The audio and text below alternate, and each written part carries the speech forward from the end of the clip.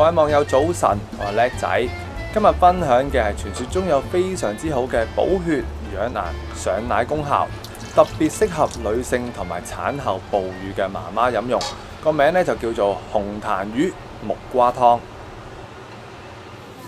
大家好，我哋又嚟到街市啦。咁喺未煲湯之前，我就帶大家一齊去買咗呢啲紅痰魚先。阿姐，我想要半斤呢個。哦，好啊。呢隻係咪叫紅痰咧？係啊，半斤夠係30蚊好嗎？呢啊30蚊啦，30蚊啦。係啊。好啦，呢款講紅痰。唔係成日都有喎呢隻嘢。買完魚仔咧，就買翻隻新界本地種植嘅靚木瓜先。咁由於咧啲木瓜嘅選擇就唔係好多，最後嘅即係似翻啲樣嘅 size 就得翻呢一個，所以佢咧個外表就唔係咁靚，我都照要噶。不過我哋煲湯就真係唔使話太介意佢個外表嘅，最緊要佢個內在咧就唔係話熟到爛就 OK 啦。咁就叫做唔生唔熟就可以噶啦。呢一隻咧就係我哋本地新界嘅木瓜啦，咁就雖然有少少爛咗啊，即係個外皮嚟嘅啫。其實最緊要佢係結實嘅，同埋就唔好嘥咗佢啦。我哋唔買嘅話，老闆本身咧都唔諗住賣俾我哋嘅啦。咁我已經洗乾淨咗表面噶啦，咁而家就開佢嚟睇下咩環境先。木瓜性平，味甘，歸脾胃肺經，功效能夠美容減肥、催乳豐胸、潤肺止咳，主治消化不良、乳汁稀少、慢性胃炎、高血壓等等。木瓜中含有豐富嘅豐胸激素同埋維生素 A， 能夠刺激女性荷爾蒙同埋雌激素，從而達至催乳豐胸作用。另外，木瓜中含有凝乳酶，具有通乳作用，能夠治療淋巴性白血病，就即係能夠抗血癌啦。咦，冇乜核喎，我哋本地產嘅木瓜。木瓜少核嘅原因呢，係因為木瓜有分公母之分。木瓜公就呈橢圓形，身重少核，肉質結實甜香；而木瓜母呢，就身稍為長一啲，多核肉鬆，味道呢就冇咁香甜啦。咁所以我哋最好呢就買木瓜公。如果用嚟生食嘅話，就買一啲成熟啲嘅，就即係偏向黃色少少嘅。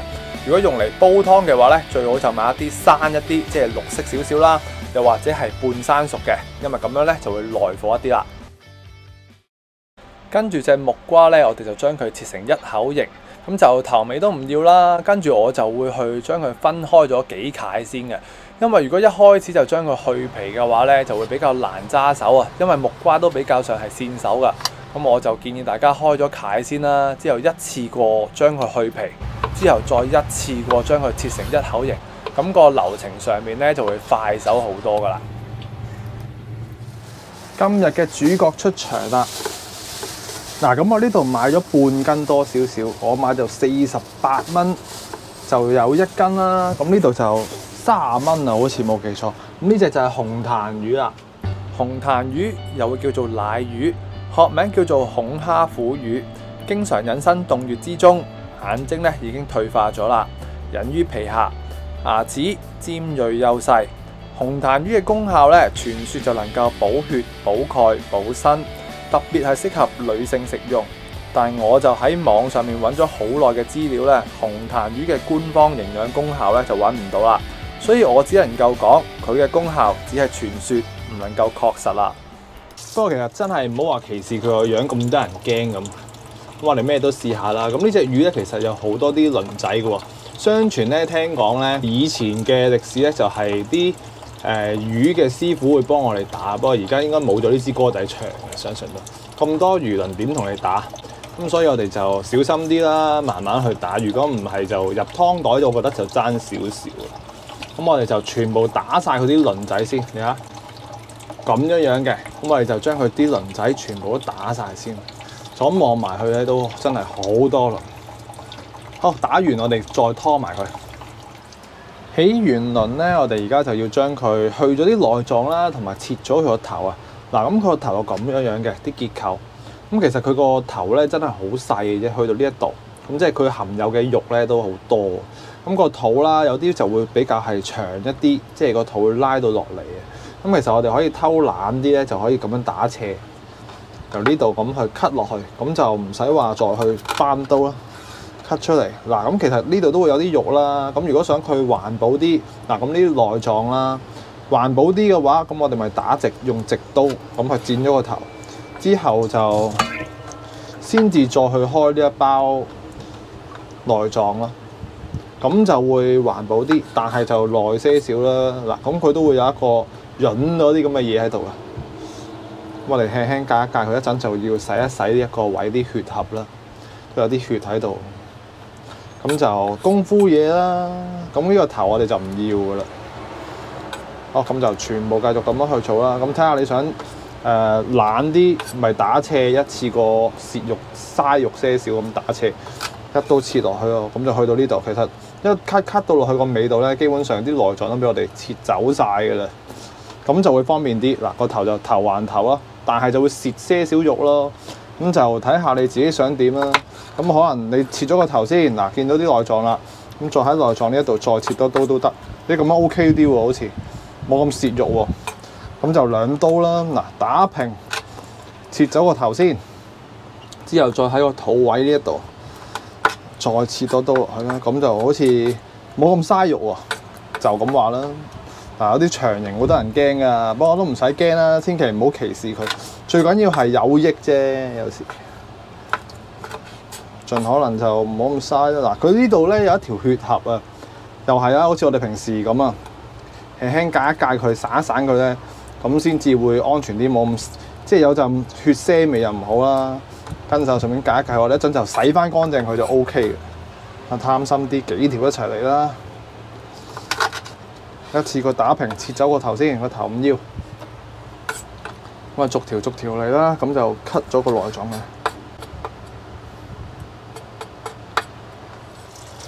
洗嘅時候，我哋咪揾翻把呢啲刷仔咯，咁就好啲啦。嗱，咁幼細呢啲血合，我咪盡可能去刷一刷佢咯，逐條散一散佢，咁就包保你好飲啦。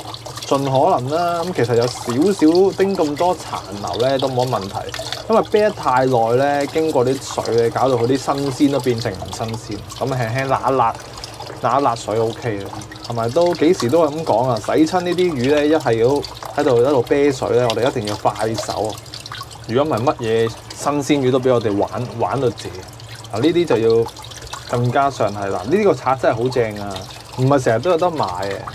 三角形啊，成一個錐咁啊落去，幾好刷啊！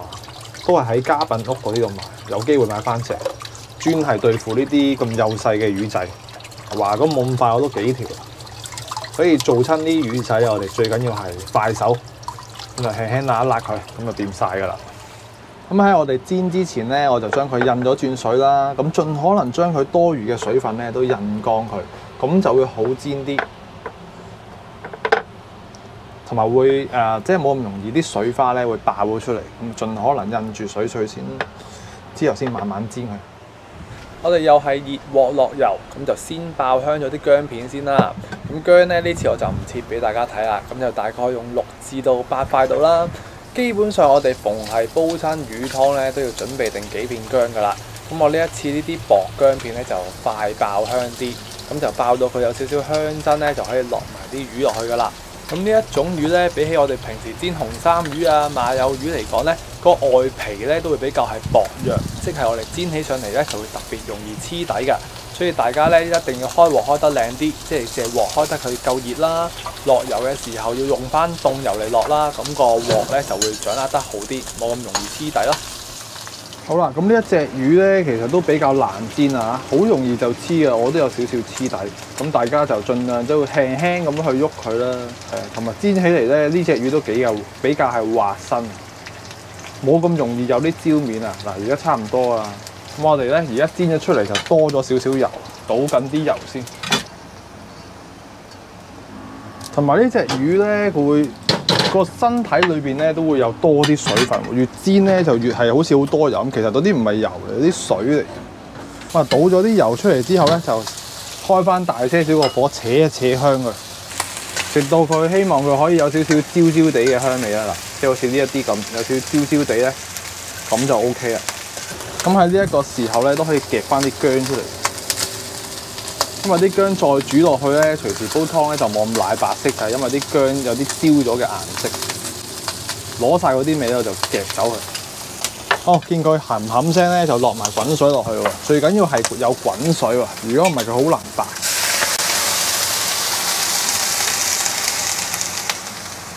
咁呢個時候開大個火佢啦。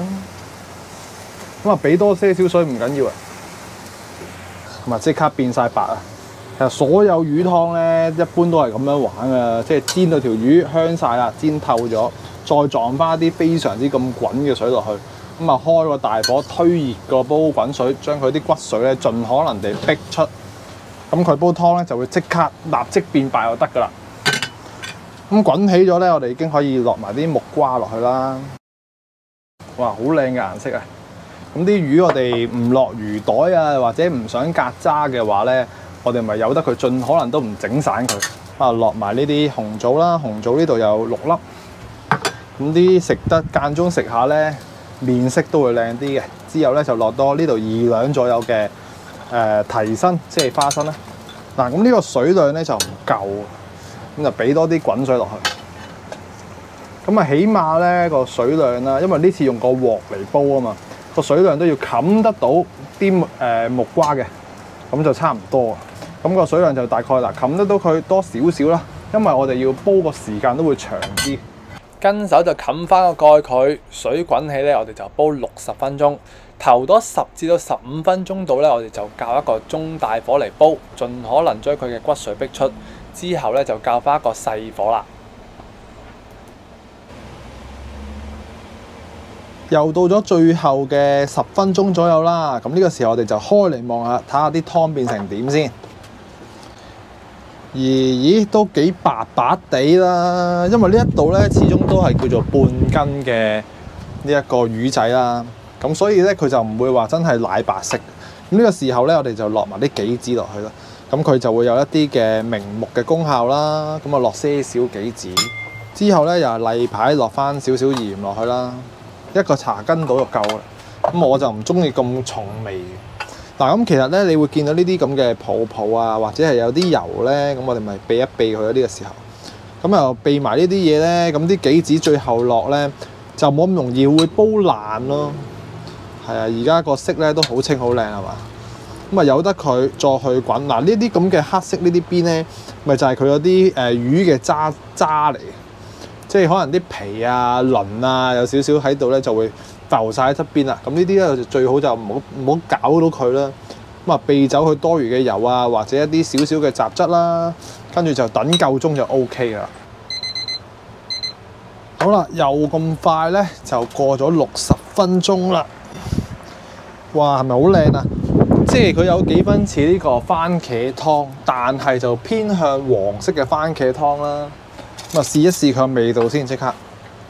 嗱，我哋啲魚仔咧，呢啲咁嘅紅彈咧，因為佢都算係有翻些少骨㗎，咁就盡可能都唔好喐到個底佢啦，唔好摷散佢，咁就可以避免啲骨啦。咁如果有細路仔嘅話，梗係整翻個湯袋會安全啲啦。咁啊，試翻啖先，夠晒味啊！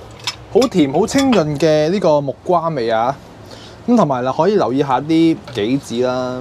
嗱，着粒粒都脹卜卜，啱啱好熟晒。咁啊，臨尾10分鐘到15分鐘落埋落去就 O K 嘅。咁呢個時候真係最緊要係唔好喐到個底佢，咁就掂晒㗎啦。